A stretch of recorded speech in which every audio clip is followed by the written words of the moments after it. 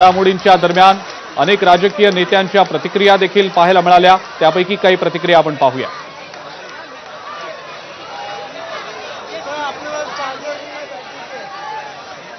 असं कळलं की ती शाळा सुद्धा भाजपच्या लोकांशी संबंधित होती।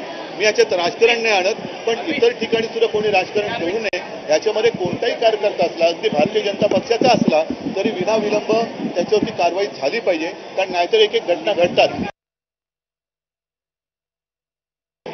एका बाजूला आपण लाडकी बहीण म्हणत असताना, योजना आणत असताना, या बहिणीच नव्हे तर त्यांच्या छोट्या छोट्या मुली सुद्धा आपल्या राज्यात असुरक्षित आहेत, त्यांच्यावरती अत्याचार होत आहे। आणि आपण कुठला तरी एखादा विषय घेऊन हे एखाद्या राज्यात झालेली घटना नाही, देशात कुठेही अशी घटना घडता कामा नये। की कुठेही राजकारण न करता लवकरात लवकर कारवाई झाली पाहिजे। की कारवाई म्हणजे नुसतं अटक केली, गुन्हा दाखल झाला, वर्षानुवर्ष केस चालले, निकाल लागला, वर्षानुवर्ष केसवरती त्या निकालावरती अंमलबजावणी होत नाही। या सगळ्या गोंधळावरती आता एक जरब बसली पाहिजे, तर आणि तरच आपण आपल्या बहिणीला लाडकी बहीण म्हणू शकतो।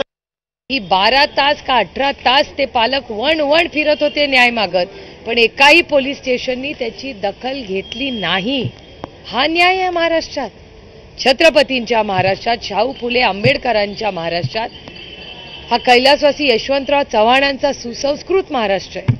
आणि या महाराष्ट्रामध्ये जर एका लेकीला न्याय मिळत नसेल तर ह्या सरकारनी मला असं वाटतं राजीनामा दिला पाहिजे। जर तुम्ही तुमच्या लेकींना सांभाळू शकत नसाल आणि तिच्यावर अत्याचार झाल्यावर न्याय देऊ शकत नसाल तर मला असं वाटतं